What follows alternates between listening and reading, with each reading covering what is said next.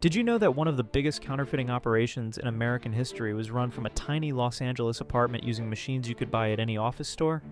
In the 1980s, Iranian immigrant Shahryar Zolfagarifard made a shocking discovery. The new Xerox color copiers could create nearly perfect fake money, but Shahryar didn't rush into anything. He spent months studying different paper types, learning how to age documents, and figuring out every security feature on real bills.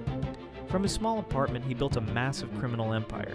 He recruited college students who had no idea they were passing fake money.